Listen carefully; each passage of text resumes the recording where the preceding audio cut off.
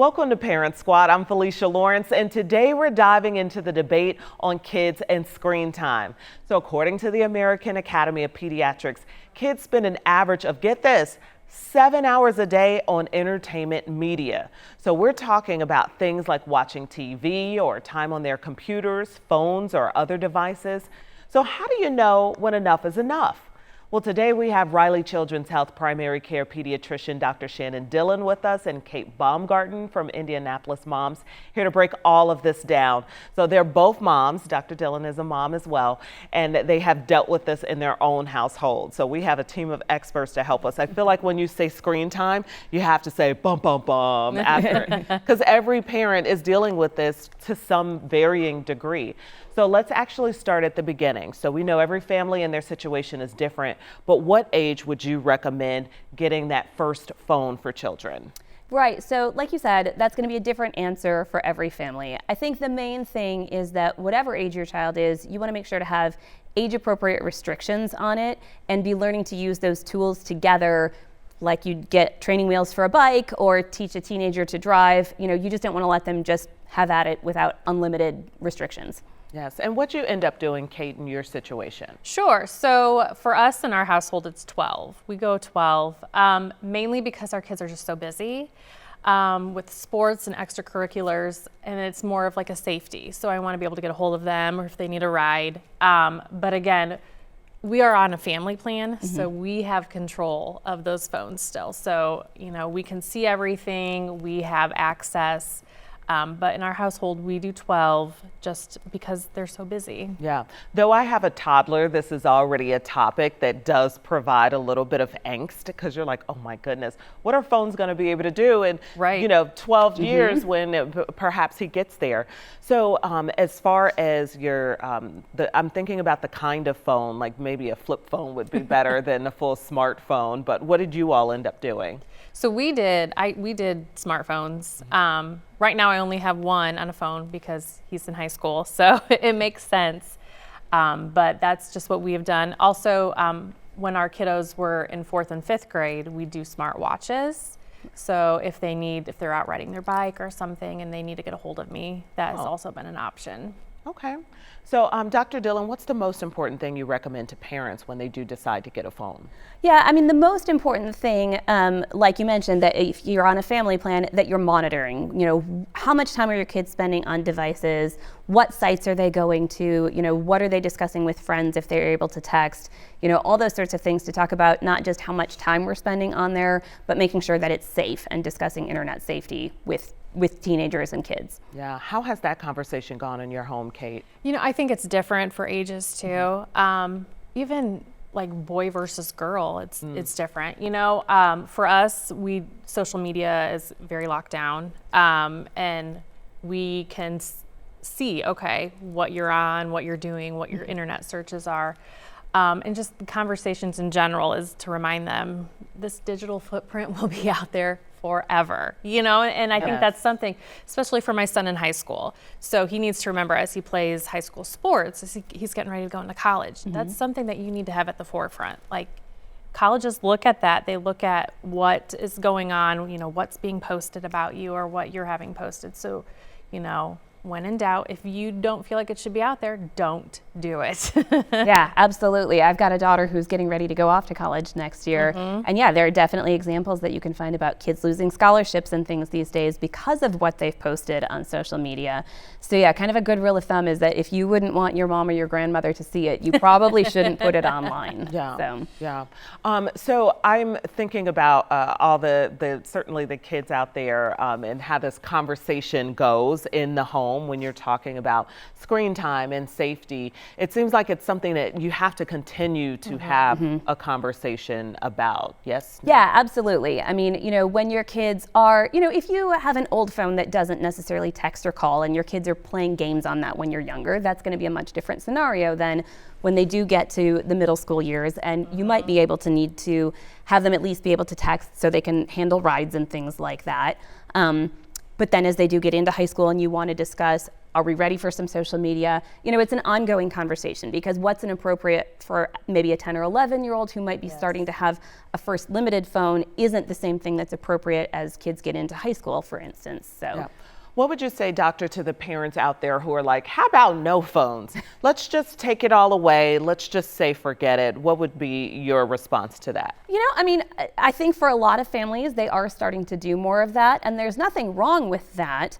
You know, like you mentioned, there does come a point when a lot of kids do need to have some form of phone to be able to connect for safety reasons, you know, at least when they become a driver. Although, like you mentioned, there are ways that you can get flip phones or more limited smartphones that don't have as many other capabilities. You know, a lot of kids are spending more time on phones these days, so you do have to think about how that's going to restrict your child's interactions if they're the only one who doesn't have a phone too. I mean, you know, for all the downsides to screen time, there are positive things also. I mean, it's great when your kid has missed school that, you know, they can text their friends and be like, hey, can you send me a copy of the assignment that I missed? And, you know, that they can make plans with each other and things. So, you know, it's a balance, definitely. Yeah, I didn't think about it like that, from the convenience aspect of it.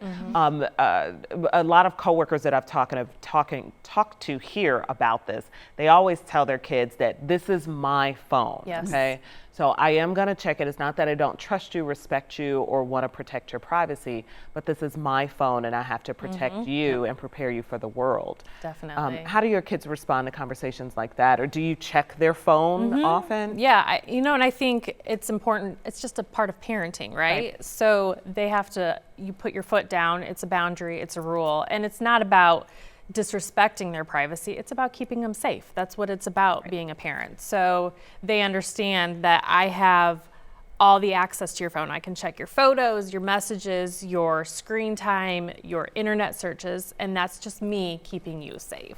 Yeah.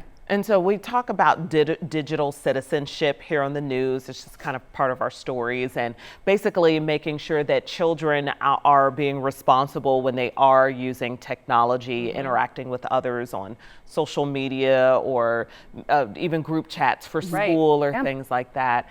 And so how does that conversation go, or how would you approach that, doctor, when you're talking about them being a good and responsible digital citizenship, from the perspective of making sure they have ownership and are conducting themselves correctly, but what to do when they see other people who may not be conducting themselves correctly on social media or on technology? Yeah, I mean, you know, we touched on some of this, that, you know, you want to talk initially about, you know, not putting anything out there online or even in text and things that you wouldn't say in real life to somebody. I mean, we've all probably noticed that even as adults, that it's a lot easier to say something to someone else who's online, who's anonymous, but especially when you're kids and you're more likely to be talking to people that you know. I mean, cyberbullying is a real problem.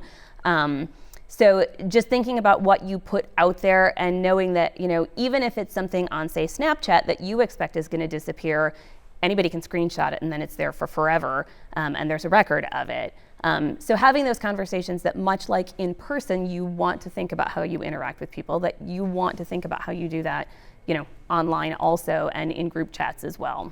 So, Kate, how seriously would you take? I mean, I know you would take it seriously because you of course care about your child. But you know, we look at phones and we're like, oh, somebody said something. Like, it's not. We know how to frame it and where the importance to place on it as an adult. But as a child, you kind of have to hold their hand through that moment. You do. And you know, I think using even examples from our real life is important. So, you know, my job, a lot of it is on social media. And like you said, people are very brave behind that keyboard. They'll say what they want to say.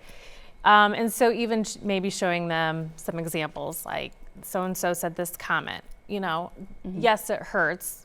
Let's talk about what this means and how we don't want to say this to others. Some things are inappropriate, you know, but it's out there. Also, you know, talking about creating that relationship where if something is said or happens and they don't feel good or safe, come to me. Let's talk about it. You will always be safe with me. You know, letting them know they're not going to be in trouble. just keeping that conversation open and realizing that things happen. Yeah. And Dr. Dillon, you have talked about a screen time plan. What would that look like? Well, it's going to look different for every family. I think the main thing is to have sat down and decided as parents, what are we going to allow as far as, volume that we're going to have it? When are we going to allow this? I have some families who don't do any screen time during the week. They save it for the weekends because their kids are busy with after school activities. Other families, they kind of need a little bit of downtime, and that's okay. A lot of us need some downtime when we get home from school or work. Yeah. You just want to be setting limits on it, mostly because we know so much how much time it's easy to spend on there. And if we're spending those 7 hours a day, that's time we're not getting outside and reading books and interacting with each other. Is this something that you're seeing in your practice? Yeah, we definitely do see that kids are spending a lot less time going outdoors. There's a big problem with childhood obesity because far fewer kids are active these days. And we really see a lot more problems with isolation, especially as kids get into the teen years, because teens are interacting so much more online and they're not having as many in-person interactions as they used to. And we know that it's just not the same. I mean, all of us who remember the pandemic, Zoom just isn't the same as having a conversation in person. And so we see a lot more isolation the more time that kids are spending online. Yeah. And Kate, what does your screen time plan look like in your household? Yeah, so my kids, like you said, it's all different, especially when they come home from school. Like you said, they need to decompress. And we truly use that decompression time. But being on that family plan, we are allowed to set screen time limits for our kids, and then their phones will lock up. And then my husband and I are the only ones that have the passwords. So they can request more screen time. Oh, wow. We can allow it, or we can say, nope, find something else to do. So that's something that we do. So an app, tell me how it works. Your phone, the phones literally will lock. You can set it to lock. Is that a Wi-Fi thing, or is that how the phone is set? Is that an app for that? Or? So we just do it through the iCloud. Through our Apple plan, yeah. And then it will just you can pick what apps you want it to do. Like sometimes maybe we'll keep, you can keep like texting open or calls, but we can just freeze it, and then they can't get on the apps like their games or maybe their social media. They have to request from my husband or I, and then it will just kind of shoot us a message and say, so-and-so wants more screen time, yes or no, and you can make the choice. Wow. Yeah. See, this really makes me want to get a landline, a household phone. We used to have to go to the kitchen, and you have to be on the phone in the kitchen or wherever the, in the living room, wherever the community phone was, and it was like a thing. Okay, how do you know if your kid might be in trouble?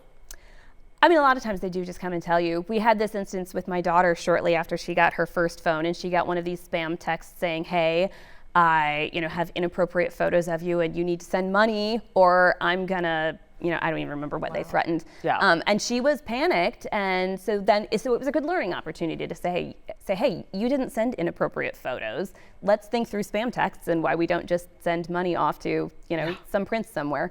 But like you mentioned, I think that's an important reason to be monitoring what your kids are doing and what sites they're going to. And schools these days are talking a lot more about setting up important boundaries when you're online too. They're really helping us out in this. But just talking about, as you start to get onto more websites, if you get messages or friend requests from people you don't know, you do need to turn those down. And like you said, you need to set up not just online, but in person too, but always have the rule that, it doesn't matter how scary something is, you can always come to me as a parent. And the right answer is going to be that we'll fix it. And then we'll talk about what else we might have done later. Right. But you can always come to me with anything. Yeah.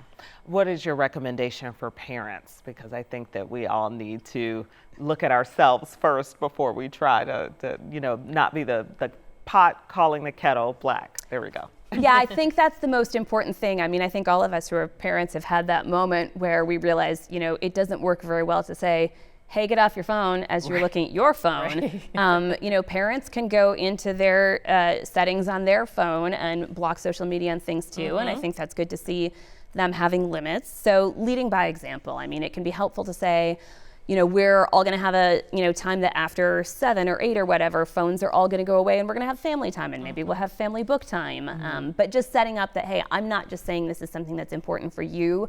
I'm going to show you that these are things that I'm going to do also because I think they're important for all of us. Yeah. Kate, you leading by example over there? And I we can say we will decompress on our phones and devices. I think that's, what happens. But one thing that we like to do is put the phones away, especially at dinner, you know, and sit down, because we were talking earlier, when your kids come home from school, you want to know everything, but we don't want to ask them right away. We got to give them, you know, a minute. So using that time at dinner, just to have family conversations and chat, I think that's important. Yeah, it really is. There's a lot of data out there showing how much better teens especially do if they are having those family conversations. And so, yeah, if everybody is sitting there at dinner not interacting, you just don't get that benefit of that quality time together. So, yeah. Ladies, thank you so much for being here. We certainly appreciate you being open and sharing, and of course lending your expertise as well. So we have more insight, and we have more on Indianapolis moms as well as Riley Children's Health at WTHR.com/Parent Squad.